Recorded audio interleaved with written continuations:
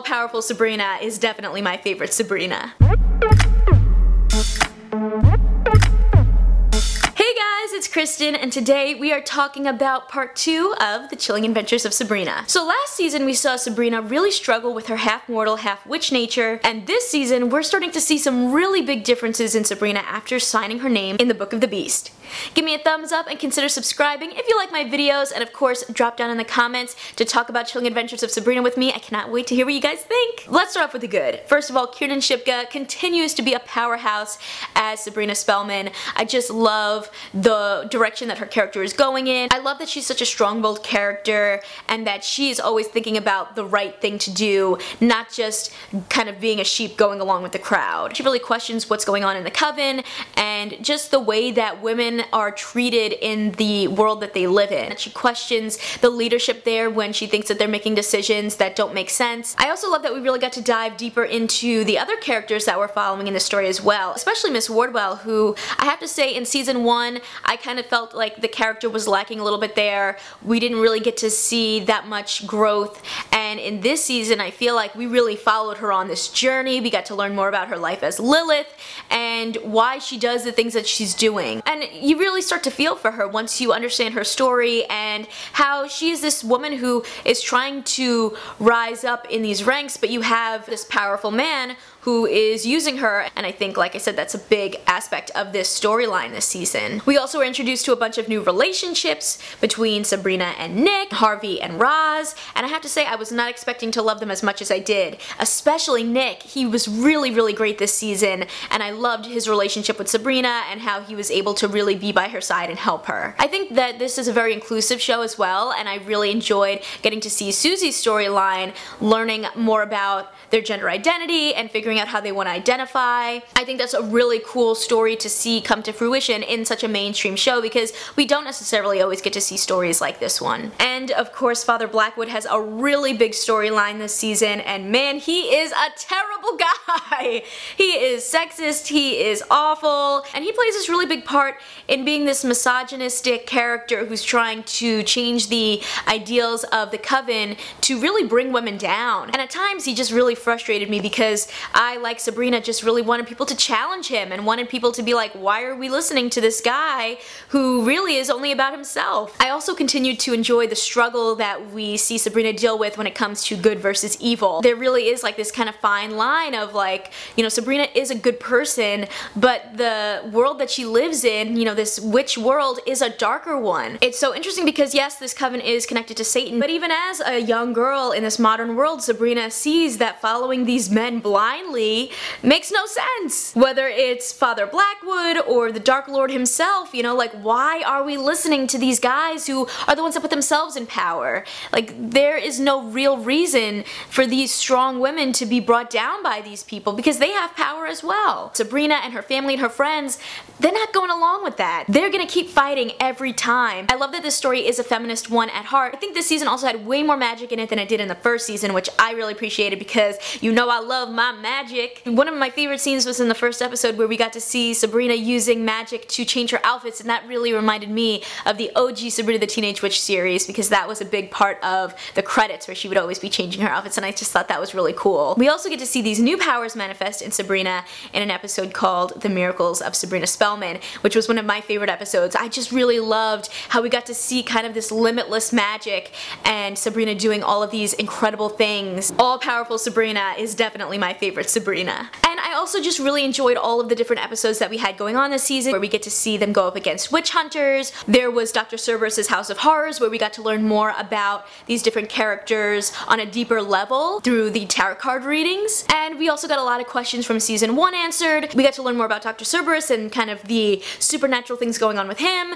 We got to learn more about these witch hunters, which I believe are the witch hunters that were kind of hinted at in season 1. And we even get to learn some interesting twists and turns about about Sabrina and her family that I was not expecting. On the other side of things though, I gotta say, Prudence deserves better. She's such a dynamic and powerful witch, and I feel like they're not taking enough advantage of that. I'm really hoping that after everything that went on this season, we're finally gonna be able to see her kind of stand strong as a character. Because I think Father Blackwood has really just been kind of messing things up for her, and even Ambrose, as people who just want to kind of have a father figure in their life or have a family. You know, he really took advantage of that and kind of worked them for his own benefits and used them. I feel like she's such a strong character, you know, like I would love to have seen her be the one going up for head boy. I just hope that we get to see even more of her in the future seasons and that she really embraces being the boss that she is. And then in terms of the pacing of this show, I feel like, you know, the balancing of like the mortal storylines and the witch storylines didn't feel as unbalanced as it did in the first season. Like the first season I was like, where did Harvey and all them go? This season I think that it just made a little bit more sense the way that it was structured,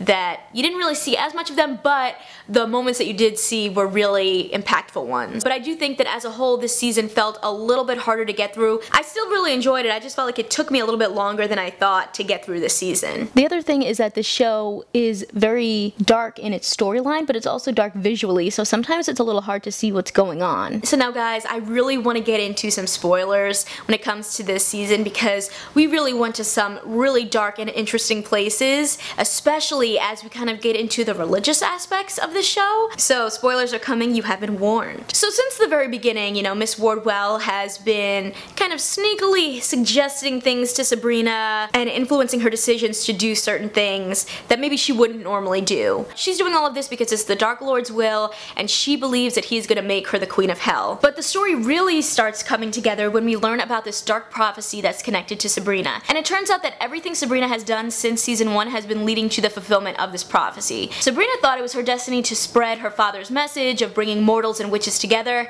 but she was a little bit off. It turns out her destiny is actually to be the Herald of Hell, the Queen of Hell, and help bring upon the end of the world. And that's not the only twist. It turns out that Edward Spellman is not actually Sabrina's father. So we learned that Diana and Edward Spellman were having a really hard time having a baby, and so they turned to the Dark Lord and they were like, could you please bless us with a child? And he was like, okay, except he did it in a really sneaky way. So the Dark Lord actually impregnated Diana himself, so Edward is not really Sabrina's dad. So in this dark parallel to Mary giving birth to God's son Jesus, we now see Diana giving birth to the Dark Lord's child, Sabrina. In doing research, Nick learns that Sabrina is this half-shadow girl who will bring upon the end of days by enacting blasphemous versions of the miracles Jesus performed in the Bible, like Jesse Putnam's exorcism, resurrecting Tommy Kinkle, crossing into limbo, summoning hellfire, which all happened in season 1, and then restoring sight to the blind, and the ultimate perversion of a sacrifice.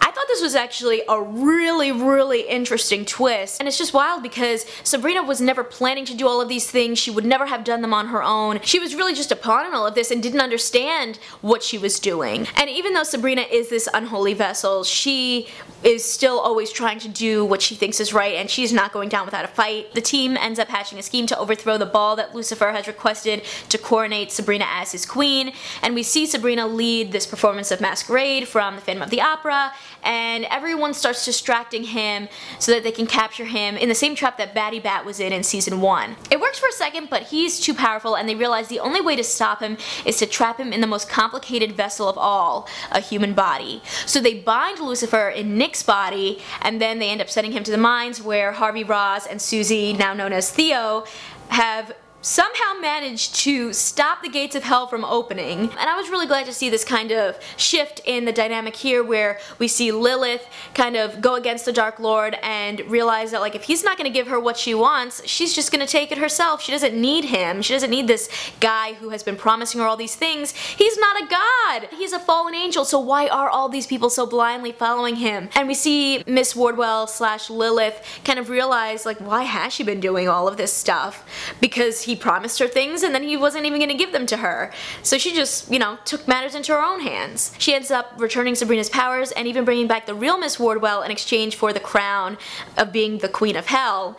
And she's also going to like be making sure that the Dark Lord does not escape. The core 4 group of friends have now dubbed themselves the Fright Club, and they're going to go on any supernatural journey that Sabrina has in store. The first one being to get her boyfriend back from hell. My question though is how can they possibly do that? Because I thought the whole thing was that they had bound him to Nick's body so that they could trap him, so like how are they gonna get Nick back? But I'm sure if anyone can find a way, it's Sabrina. And again, now that the Dark Lord is gone, what is gonna happen with the Church of Night? We don't have anyone that they need to be worshipping anymore. They can kind of make their own decisions. Father Blackwood has essentially destroyed the church because he didn't want to have to bow down to a spellman, so he poisoned like most of the coven, so he disappeared and is on the run. And we see Anzelda swoop in as the new high priestess for this new coven that they're gonna have to really build up from the ground. While they're gonna have a lot of work for them, I think with Anzelda in the high priestess role, we're definitely gonna be able to see the witches of this coven flourish and not be brought down like they were being before. And they definitely tease for the next season that we're gonna see Ambrose and Prudence going out for blood, trying to get Father Blackwood, and dude deserves it. So for season 3, I'm expecting to kind of see this new coven trying to flourish and kind of figure out what their new message is gonna be. Maybe Sabrina will continue her father's work about bringing witches and mortals together. Clearly we're gonna see this crew try to save Nick and also go after Father Blackwood and get their revenge. And I'm sure at some point we're gonna be introduced to some other big bad, or maybe the Dark Lord will find a way to come back in some way. I'm really excited. I think that this season was really interesting. It really went deep into the magic and into the darkness. Kiernan Shipka is really killing it as Sabrina. The show is just epic. If you like this video, check out more of my reviews over here, more of my Chilling Adventures of Sabrina videos, and of course drop down in the comments to continue the conversation. I can't wait to talk about the show with you guys. Let's do it! See ya!